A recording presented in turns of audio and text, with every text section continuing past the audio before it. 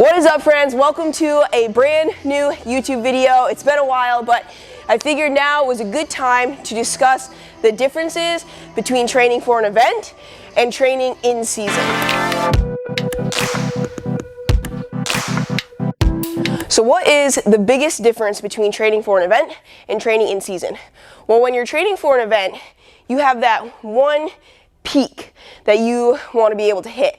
So your training will kind of have a gradual incline in intensity and in volume, maybe with a few deloads here and there, and then you'll have a taper, right? So volume will go up, intensity will go up, and then it will drop down. Boom, event, and then you're done. In season, we have to be able to modulate our intensity and our volume. And depending on the sport, let's take rugby for example, because that's what I'm currently playing. I have a game every Saturday. So my training throughout the week needs to be an appropriate intensity and an appropriate volume so I am not fatigued for my match on Saturday. So we know the difference between training for an event and a season, right? How we peak, but in season we have to be trying to peak towards like playoffs, so we need to continue to train.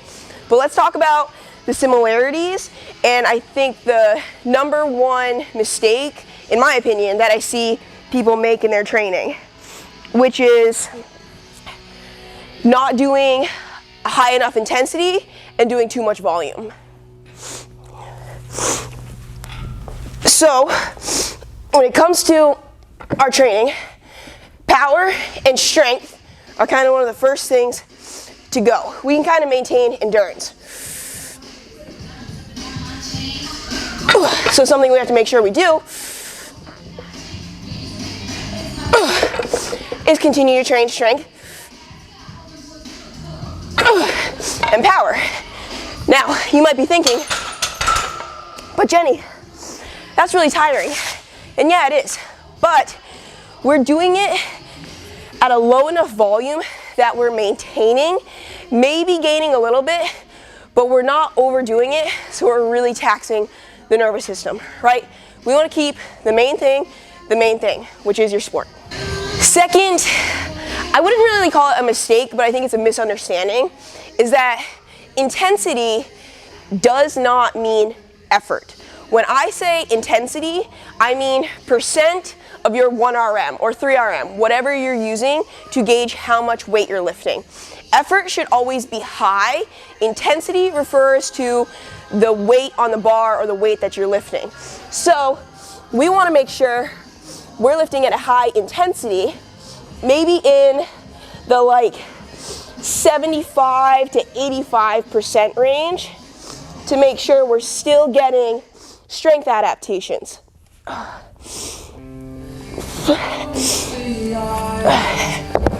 So that's what I mean when I say intensity, weight being lifted. So now you're probably wondering, well, okay, I have to train at a high intensity, but that's pretty fatiguing.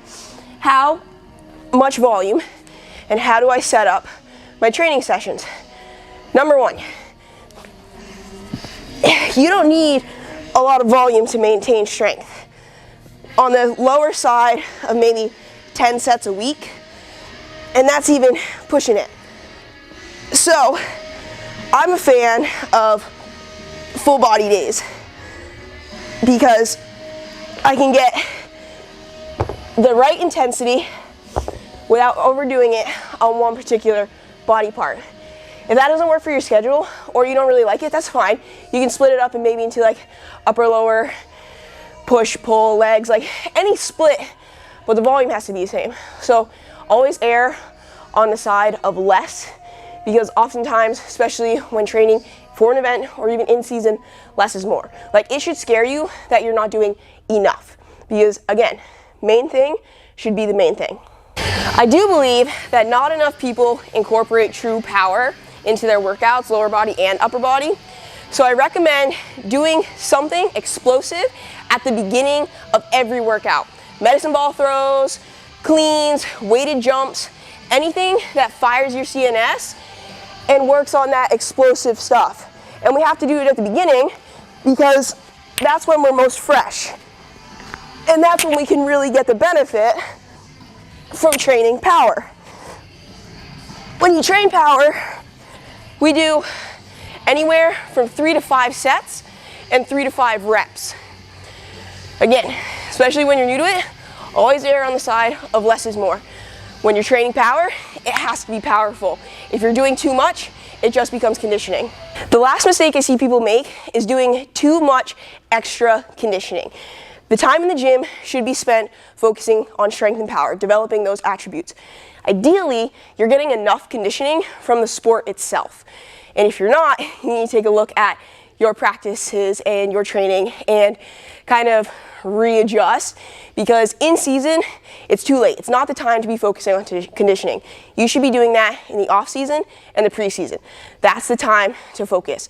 So, in summary, right, we want to be able to keep the main thing, whether that's training for a powerlifting meet, a marathon, anything, even a sport. That's what we're going to be, that's the goal, right?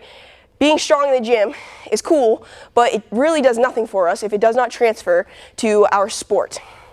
And then let's look at this little chart I drew up, right? This circle is where we want to be in season and kind of when you're in the peak of your training for a specific event, a one-day thing. We have intensity and specificity on the bottom and then volume on the side. So as we're getting closer to our event or even closer to the season, the end of the season, our intensity and specificity will be going up, right? Intensity on the field, on the court, ice, whatever, and specificity meaning the amount of practice that you're doing, the amount of sport-specific training you are doing. Volume refers to how much of that you're doing, right? So let's think of preseason for an example. You're going to be doing a lot of volume, right? But as the season goes on, your body's going to be fatigued, your CNS is going to be fried, the volume's going to be going down because we can't have both of these going up at once. You will not last very long if you keep the volume high and the intensity. And remember, intensity is percent of weight lifted, not effort. So we want to be in that sweet spot, practice-wise and gym-wise. And as we get closer to the event, our volume will continue to drop as the intensity and specificity increases. So I hope that helps. Those are the biggest things that I see people do wrong when they're training for an event or in season.